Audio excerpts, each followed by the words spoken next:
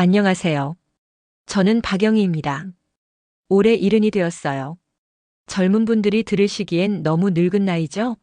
하지만 제 이야기를 끝까지 들어보시면 나이는 정말 숫자에 불과하다는 걸 느끼실 거예요.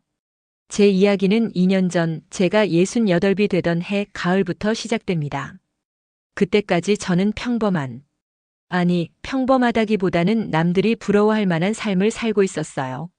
40년 넘게 남편을 내조하며 의원 부인으로 살았거든요. 저는 박영희, 60대 후반 흔히 말하는 사모님 소리를 들으며 살았습니다. 남편은 꽤 알려진 정치인이었고 저는 그의 그림자처럼 때로는 든든한 동반자처럼 그의 곁을 지켰죠. 저희 부부는 강남의 넓은 아파트에서 부족함 없이 살았습니다. 아침이면 남편은 고급 세단에 몸을 싣고 지역구 사무실로 출근했고 저는 조용히 아침 식사를 치우고 하루를 시작했죠. 오전에는 필라테스나 그림을 배우러 다니고 오후에는 동네 사모님들과 브런치를 즐기거나 백화점에서 쇼핑을 했습니다. 친구들과는 강남 유명 레스토랑에서 모임을 가졌고 해외여행은 1년에 2번은 기본이었습니다. 제가 입는 옷, 드는 가방, 심지어 제가 마시는 차 한 잔까지도 늘 최고급이었습니다. 사람들은 저를 볼 때마다 윤 의원 사모님은 참 좋으시겠어요. 남편분도 성공하시고 사모님도 늘 우아하시고 하며 부러움 섞인 말을 건넸습니다. 저는 그 시선과 칭찬이 당연하다고 생각했습니다. 사실 제 삶은 완벽에 가까웠습니다. 능력 있는 남편, 잘 자란 아들과 며느리, 그리고 귀여운 손자까지. 남부러울 것 없는 삶이었죠. 매년 연말이면 남편의 지지자들이 저희 아파트 로비까지 줄을 서서 선물을 전하곤 했습니다. 현관에는 늘 꽃과 과일 바구니가 넘쳐났고 냉장고는 고급 한우와 값비싼 해산물로 가득했습니다.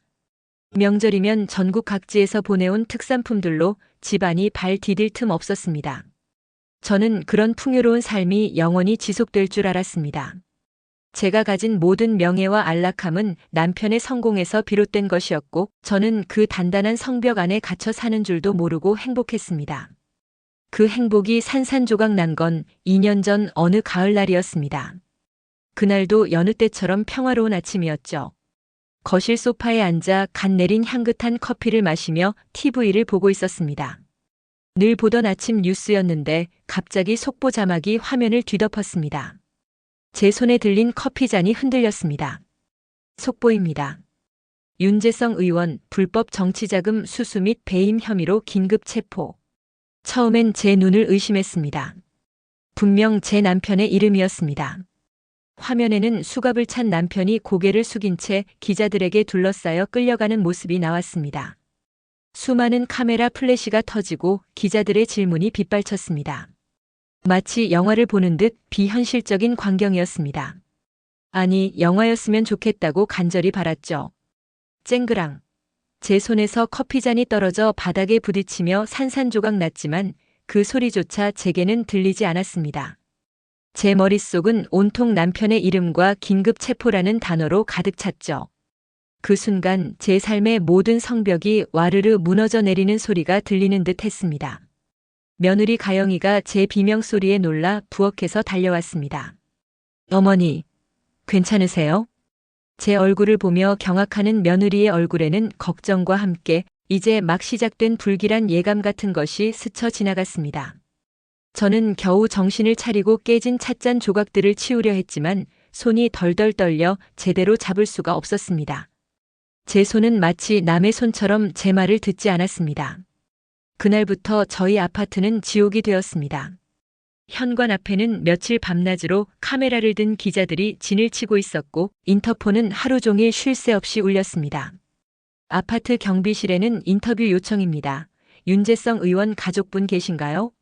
라는 전화가 끊이지 않았죠. 집안은 취조실처럼 싸늘했고 밖은 마치 전쟁터 같았습니다. 저는 창밖을 내다보는 것조차 두려워 두꺼운 암막 커튼을 굳게 닫아버렸습니다. 햇빛 한 줄기조차 들어오지 못하게 막아버린 집은 마치 제 마음 같았습니다. 더 힘든 건 사람들의 시선이었습니다. 평생 존경받는 의원 부인으로 지역사회의 사모님으로 살아왔는데 하루아침에 부패 정치인의 아내가 되어버린 거죠. 며칠 후 집안에 먹을 것이 떨어져 몰래 마트에 갔을 때였습니다. 사람들이 저를 보고 노골적으로 수군거렸습니다. 저분이 윤 의원 부인이지? 저렇게 뻔뻔하게 마트를 다니다니. 정말 아무것도 모르고 살았을까? 그럴 리가 없지. 다 알면서 호화롭게 살았을 거야. 그 돈으로 얼마나 호화롭게 살았을까? 진짜 양심도 없지. 귓속에 날아와 박히는 그 말들은 비수처럼 제 심장을 꿰뚫었습니다. 심장이 쿵쾅거리고 얼굴이 화끈거렸습니다. 마치 제가 큰 죄를 지은 사람처럼 온몸이 얼어붙는 것 같았습니다.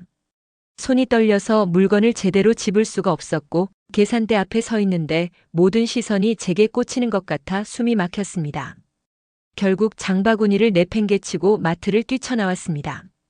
다시는 밖에 나갈 수 없을 것 같았습니다. 가장 아팠던 건 오랜 친구들의 외면이었습니다. 40년을 함께한 친구 미영이까지 제 전화를 피하기 시작했습니다. 겨우 연결된 통화에서 미영이의 목소리는 미안함으로 가득했지만 제게는 비수처럼 꽂혔어요.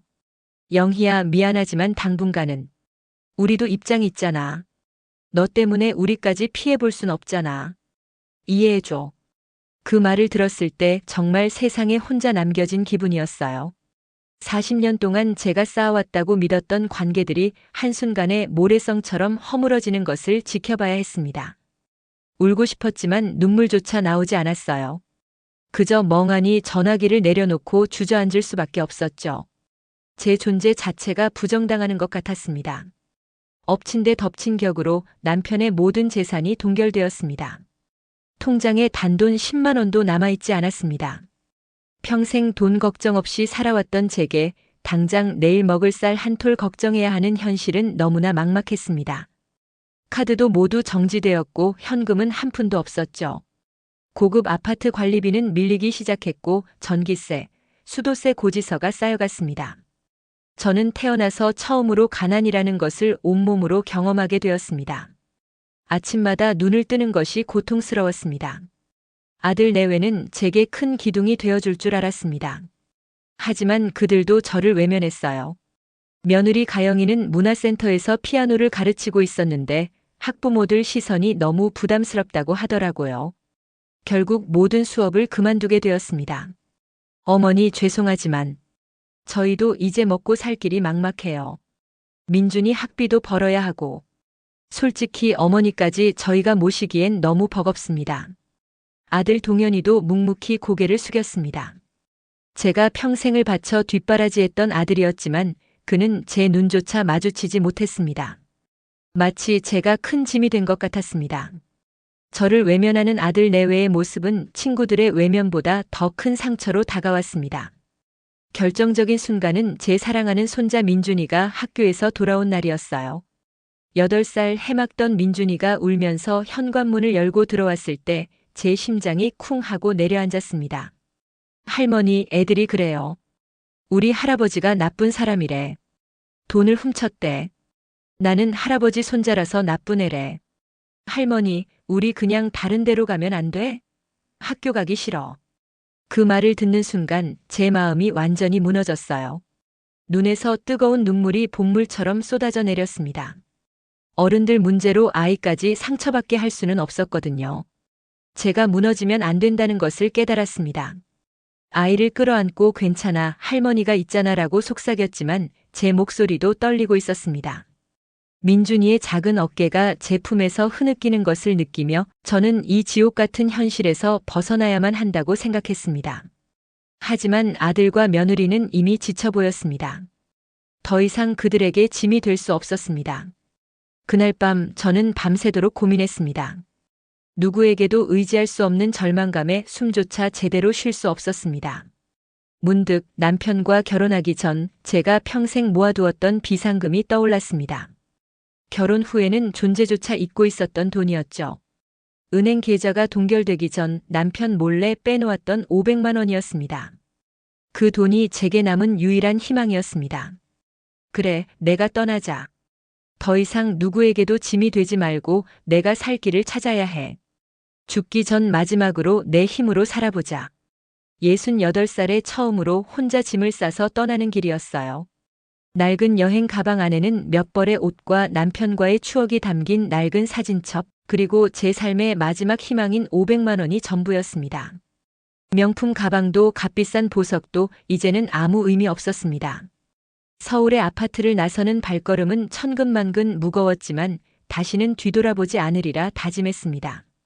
그리고 얼마 후 남편이 구치소에서 스스로 목숨을 끊었다는 비보를 들었습니다. 그 소식을 들었을 때 제 세상은 한 번 더 무너지는 것 같았습니다. 분노, 슬픔, 허무함. 복잡한 감정들이 뒤섞여 저를 덮쳤습니다. 남은 건 아무것도 없었습니다. 그저 공허함만이 저를 짓눌렀습니다. 제가 이 모든 것을 혼자 감당해야 한다는 사실이 저를 더욱 절망으로 밀어넣었습니다. 남편의 장례는 조용히 치러졌습니다. 찾아오는 사람도 거의 없었고 저와 아들 내외, 그리고 몇몇 친척만이 그 자리를 지켰습니다. 모든 것이 끝났다는 허무감과 함께 저는 더 이상 서울에 머무를 이유가 없다는 것을 깨달았습니다. 그곳은 제게 고통스러운 기억만이 가득한 지옥 같았습니다. 저는 모든 것을 정리하고 이제 정말 저 혼자 힘으로 살아야 한다는 생각에 막막했지만 동시에 알 수 없는 해방감도 느꼈습니다. 어디로 가야 할지 막막했습니다. 아는 사람 하나 없는 곳, 서울에서 가장 멀리 떨어진 곳, 그리고 가장 저렴하게 살 수 있는 곳. 낡은 스마트폰으로 겨우 인터넷 검색창을 켰습니다. 지방 저렴한 주택, 시골 빈집, 임대 같은 단어들을 검색하다가 우연히 남해 바닷가의 작은 마을에 대한 글을 발견했습니다. 오래된 어촌 마을에 빈집이 많고 월세도 저렴하다는 정보였습니다. 제게 남은 500만 원으로는 그곳에 작은 집을 구하고 최소한의 가구와 생필품을 사고 몇 달치 월세를 겨우 감당할 수 있었습니다. 돈은 정말 눈 깜짝할 새에 사라져버렸습니다. 통장 잔고는 바닥을 드러냈고 남은 건 막막함 뿐이었습니다. KTX를 타고 부산까지 가서 거기서 다시 버스를 갈아타고 남해까지 가는 길이 참 멀더라고요. 기차와 버스 안에서 저는 계속 창밖만 바라봤습니다. 서울이 점점 멀어지는 것을 보면서 과연 이게 맞는 선택일까? 나는 어디로 가는 걸까 하는 생각에 불안감이 파도처럼 밀려왔어요. 몇십 년간 제가 구축했던 모든 것을 뒤로 한 채 떠나는 길은 마치 제가 죄인이라도 된 것 같았습니다. 차창 밖으로 스쳐 지나가는 풍경들은 제게는 너무나 낯설고 이질적이었습니다. 제가 알던 세상과는 너무나 달랐습니다. 남해 바닷가 작은 마을에 도착했을 때는 이미 해가 지고 있었습니다. 바닷바람이 차갑게 뺨을 스쳤어요. 인터넷에서 알아본 집은 오래된 단독주택이었는데 마당에는 잡초가 무성하고 대문 페인트는 벗겨져 있었어요. 낡은 창문 너머로 보이는 집안은 너무나 낯설고 텅 비어 보였습니다. 퀴퀴한 곰팡이 냄새와 함께 묵은 먼지가 코를 찔렀습니다. 짐 가방을 내려놓고 창밖으로 어둠이 깔린 바다를 바라보는데 갑자기 눈물이 왈칵 쏟아졌어요. 이제 정말 혼자구나. 내 인생은 여기서 끝이구나. 내가 왜 이런 곳에 와서 이러고 있어야 할까? 평생을 누군가의 아내, 누군가의 엄마, 누군가의 사모님으로 살아왔던 제가 아무것도 아닌 존재가 된 것 같은 깊은 절망감이 밀려왔습니다. 가진 돈은 이제 몇십만 원밖에 없을 지경이었고 당장 내일 뭘 먹어야 할지조차 막막했습니다. 서울에서는 상상조차 할 수 없었던 현실이었습니다. 저는 씻지도 못하고 낡은 이불을 덮고 밤새 울기만 했습니다. 그때 현관문에서 똑똑 소리가 났어요. 옆집에서 할머니 한 분이 찾아오셨어요. 곱게 빗어넘긴 흰머리에 인자한 눈매를 가진 분이었습니다. 손에는 따끈한 미역국이 들려 있었어요. 갓 지은 밥 냄새와 함께 미역국의 구수한 향이 코끝을 스쳤습니다. 어머니, 새로 이사 오셨어요? 저는 옆집에 사는 김순자예요. 이거 좀 드세요. 이사 오느라 힘드셨을 텐데 저녁도 못 드셨을 것 같아서요. 어제부터 불도 안 켜져 있길래 걱정돼서 와봤어요. 서울에서는 상상도 할 수 없는 일이었죠. 그 같은 아파트에 살아도 옆집 사람이 누군지도 모르고 지냈는데 이웃끼리 그냥 음식을 나눠주다니요. 따뜻한 온기가 제 얼어붙었던 마음에 스며들었습니다. 고맙습니다. 저는 박영이라고 해요. 이렇게까지 신경 써주셔서. 아이고, 영희 씨. 혼자 사시나 봐요? 외로우시면 언제든 놀러 오세요. 우리 동네 사람들 다 정 많아요. 혼자 밥 먹지 말고 내일 아침에 우리 집으로 와서 같이 먹어요. 도시락도 싸드릴게요. 그 따뜻한 말 한마디에 얼마나 큰 위로가 되었는지 몰라요. 낯선 곳에서 처음으로 느낀 따뜻한 온기였습니다. 순자 할머니는 저를 보며 해맑게 웃으셨어요. 그 웃음이 제게는 천사처럼 느껴졌죠. 텅 비었던 제 마음 한구석에 작은 희망의 씨앗이 심기는 순간이었습니다. 며칠 후 저는 마을을 천천히 둘러보았습니다. 순자 할머니가 싸준 도시락을 들고 바닷길을 따라 걷다가 폐업한 작은 카페를 발견했어요. 바다 카페라는 간판이 바래져 있었지만 통창으로 보이는 바다 풍경이 정말 아름다웠어요. 파도가 철썩이는 소리, 갈매기 소리. 서울에서는 들을 수 없었던 평화로운 소리들이었습니다. 이 작은 카페를 보면서 왠지 모르게 마음이 끌렸어요. 마치 제게 말을 거는 것 같았습니다. 여기서 뭘 할 수 있을까? 뭘 해서 먹고 살 수 있을까? 막연한 고민이 시작되었습니다. 순자 할머니에게 물어보니까 주인이 서울로 떠난 지 오래되었다고 하더라고요. 월세도 저렴하게 나와 있는데 찾는 사람이 없어서 몇 년째 비어 있다고 했습니다. 월세도 그리 비싸지 않을 거예요. 한번 알아보시겠어요? 영애 씨, 여기서 커피 팔면 참 잘 어울릴 것 같은데. 서울 분이니 커피 맛도 잘 아실 테고. 그날 밤 한참을 고민했어요. 68살에 새로운 일을 시작한다는 게 두렵기도 하고 돈 계산 같은 것도 자신이 없었거든요. 평생 남편 뒤에서 그림자처럼 살았으니까요. 저는 그저 남편이 벌어다 주는 돈을 쓰는 데만 익숙했지 직접 무언가를 일구는 일은 꿈도 꾸지 못했습니다. 제 손으로 돈을 벌어본 적도 없었고요. 막막함과 두려움이 밀려왔습니다. 이대로 손 놓고 있을 수는 없었습니다. 그래, 한번 해보자. 실패하면 어떠냐? 이미 다 잃었는데. 더 이상 잃을 것도 없어. 더 이상 잃을 것이 없다는 절박함이 오히려 저에게 엄청난 용기를 주었습니다. 저는 제 인생의 마지막 기회라는 생각으로 이 도전을 받아들이기로 했습니다. 하지만 카페를 인수하려면 최소 1천만 원은 있어야 했습니다. 제게 남은 돈으로는 턱없이 부족했죠. 그날부터 저는 닥치는 대로 허드렛 일을 찾아다녔습니다. 어촌 마을이라 일자리가 많지는 않았지만 순자 할머니와 이장님의 도움으로 몇 가지 일을 구할 수 있었습니다. 아침 일찍 해가 뜨기도 전에 바닷가로 나가서 차가운 바닷물에 손을 담그고 굴을 깠습니다. 손가락이 시리고 얼어붙는 것 같았지만 한 푼이라도 더 벌기 위해 이를 악물었습니다. 낡은 고무장갑은 금세 해져버렸고 제 손은 쭈글쭈글하고 거칠게 변했습니다. 허리는 뻑적지근하고 무릎은 시큰거렸지만 쉴 틈 없이 움직였습니다. 오전에는 멸치잡이 배에서 막 들어온 생선을 손질하는 일을 도왔습니다. 비린내가 코를 찔렀지만 생선을 잡는 손놀림은 점점 능숙해졌습니다. 한낮에는 마을 식당에서 설거지를 했습니다. 밀려드는 그릇들을 닦고 또 닦았습니다. 저녁에는 순자 할머니가 소개해 주신 작은 밭에 나가서 마늘을 심거나 잡초를 뽑는 일을 했습니다. 해가 지고 어둠이 깔릴 때까지 흙투성이가 되어 일했습니다. 밤이 되면 파김치가 되어 쓰러지듯 잠이 들었지만 다음 날 아침이면 다시 일찍 일어나 일을 나섰습니다. 매일같이 온몸이 쑤시고 아팠지만 통장에 조금씩 쌓이는 돈을 보면서 저는 버텼습니다. 제가 태어나서 처음으로 제 힘으로 벌어보는 돈이었습니다. 그 작은 숫자 하나하나가 저에게는 너무나 소중했습니다. 서울에서는 꿈도 꿀 수 없는 삶이었습니다. 예전에는 손가락 하나 까딱 않고 모든 것을 해주던 사람이 있었고 저는 그저 돈을 쓰는 데만 익숙한 사람이었습니다. 하지만 지금은 달랐습니다. 제 손으로 직접 땀 흘려 돈을 벌고 있다는 사실이 저를 조금씩, 아주 조금씩 변화시켰습니다. 처음에는 초라하고 비참하게 느껴졌던 제 모습이 어느 순간부터는 땀의 가치를 아는 당당한 제 모습으로 느껴지기 시작했습니다. 그렇게 1년이라는 긴 시간 동안 피나는 노력 끝에 저는 마침내 1천만 원이라는 돈을 모을 수 있었습니다. 손이 덜덜 떨렸지만 그 돈으로 폐업한 카페의 보증금을 치르고 인수를 완료했습니다. 낡은 여행 가방에서 남편과의 추억이 담긴 사진첩을 꺼냈습니다. 한때는 미련이 남았지만 이제는 그저 지나간 시간의 흔적일 뿐이었습니다. 저는 제 새로운 인생을 다짐하며 사진첩을 덮었습니다.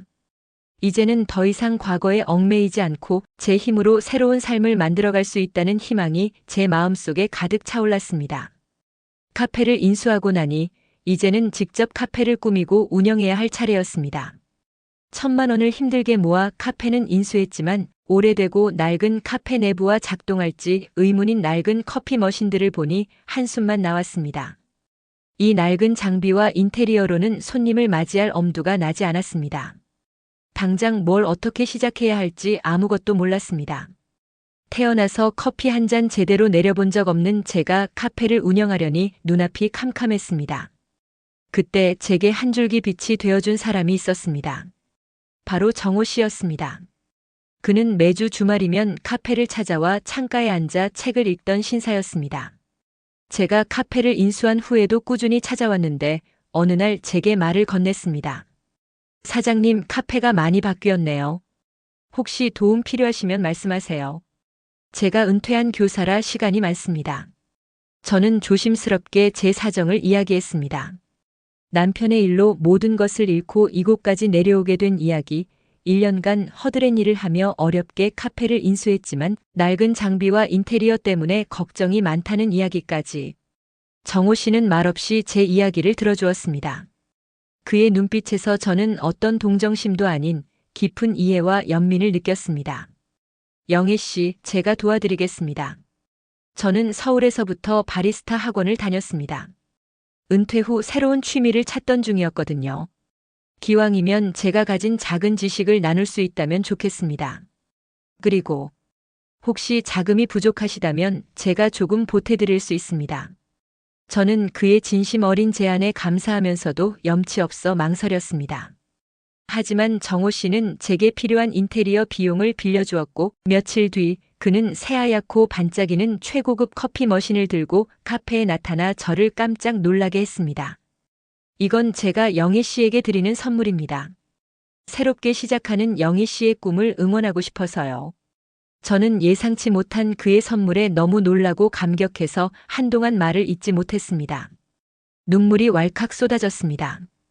그가 건넨 새 커피 머신은 단순히 기계가 아니라 저에게 다시 시작할 수 있다는 희망과 용기를 주는 따뜻한 마음 그 자체였습니다. 정호 씨는 매일 카페에 나와 제게 커피 내리는 법을 가르쳐 주었습니다. 원두 고르는 법, 로스팅 단계, 에스프레소 머신 다루는 법, 라떼 아트까지. 그의 가르침은 체계적이고 열정적이었습니다. 그는 또한 카페 운영에 필요한 모든 서류 작업과 자금 관리도 도와주었습니다. 제가 평생 해본 적 없는 일들이었죠. 영애 씨, 이 작은 카페가 당신의 새로운 시작이 될 겁니다. 당신은 충분히 해낼 수 있는 분이에요. 정호 씨의 격려와 실질적인 도움 덕분에 저는 한 걸음씩 나아갈 수 있었습니다. 그의 도움 없이는 단 하루도 버티기 힘들었을 겁니다. 몇 달 후 드디어 다시 피는 꽃이라는 이름으로 카페 문을 열었어요. 정호 씨는 첫 손님으로 들어와 따뜻한 커피 한 잔을 주문했습니다. 영애 씨, 정말 맛있네요. 당신의 열정과 노력이 느껴집니다. 그의 칭찬에 저는 처음으로 활짝 웃을 수 있었습니다. 제 힘으로 그리고 정호 씨의 도움으로 이뤄낸 작은 기적이었습니다. 순자 할머니도 매일 오셔서 손님들을 끌어주셨고 동네 주민들은 저의 새 출발을 응원하며 단골이 되어주었습니다. 카페는 점차 활기를 찾았습니다. 정호 씨는 독서 모임을 제안했고 우리는 함께 바다 독서회를 만들었습니다. 처음에는 3명으로 시작했지만 곧 마을 사람들과 외부 관광객들까지 참여하며 독서회는 큰 모임으로 성장했습니다. 책을 읽고 토론하며 우리는 서로의 인생 이야기를 공유했습니다.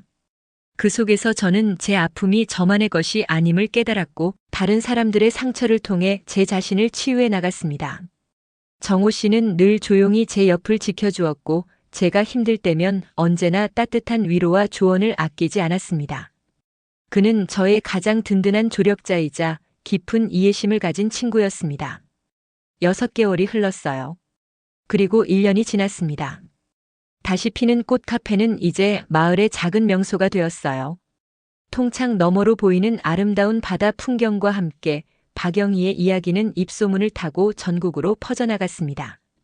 TV 프로그램에서 인생 이모작 성공 신화로 저를 조명했고 각종 잡지에도 소개되었습니다. 저는 어느새 남해를 대표하는 관광 명소의 주인이 되어 있었습니다.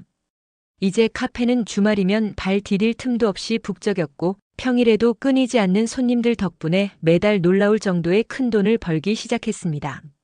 제가 땀 흘려 모은 1,000만 원이 기적처럼 몇십 배, 몇백 배로 불어나고 있었습니다. 돈 걱정 없이 살았던 예전보다 훨씬 더 큰 성취감과 뿌듯함이 밀려왔습니다. 서울에서 저를 외면했던 친구 미영이도 제 소식을 듣고 찾아왔습니다. 영희야, 너 정말 많이 변했다. 예전보다 훨씬 밝아 보여.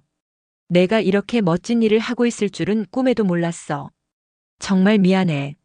미영이의 진심 어린 사과를 받으며 저는 비로소 서울에서의 아픈 기억을 완전히 놓아줄 수 있었습니다. 미영이와 저는 다시 예전처럼 서로에게 힘이 되어주는 사이가 되었습니다. 그 겨울 남편의 일주기가 되었어요. 저는 이제 혼자가 아니었습니다. 정호 씨가 제 옆을 지켜주었고 마을 사람들도 저를 따뜻하게 안아주었습니다. 서울로 올라가서 성묘를 하는데 가족들의 모습이 예전 같지 않았습니다. 아들 동현이와 며느리 가영이는 한층 수척해진 모습이었어요. 어머니 죄송하지만 저희가 요즘 많이 힘듭니다. 아버님이 돌아가신 후 남편 사업도 망하고 제가 운영하는 피아노 레슨도 잘 안 돼서 사는 게 너무 버거워요. 민준이 학원비도 감당하기 힘들고요. 며느리 가영이가 눈물을 글썽이며 제게 매달리듯 말했습니다. 아들 동현이도 고개를 떨구고 제 눈조차 마주치지 못했습니다.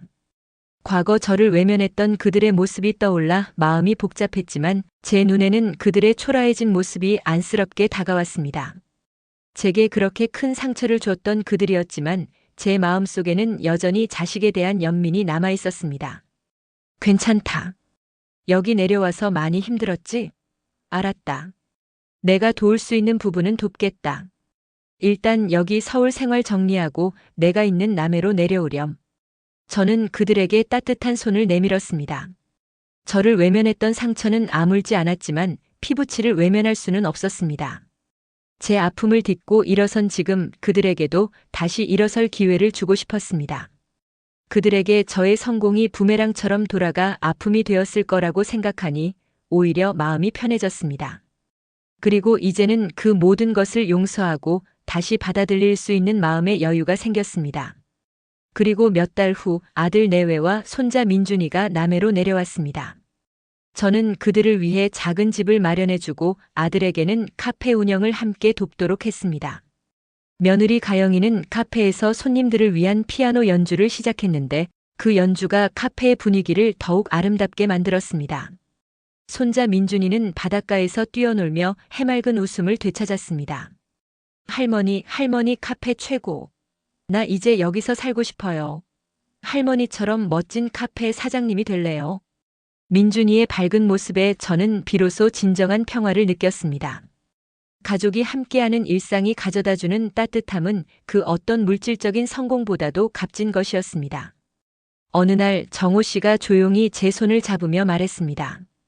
영희 씨, 이제 정말 행복해 보이십니다.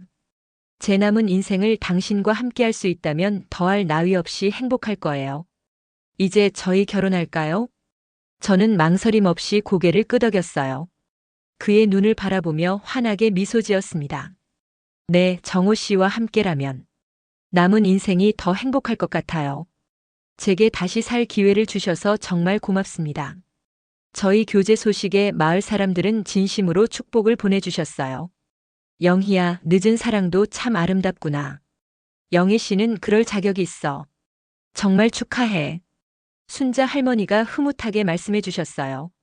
지난 봄 저희는 조용한 결혼식을 올렸어요.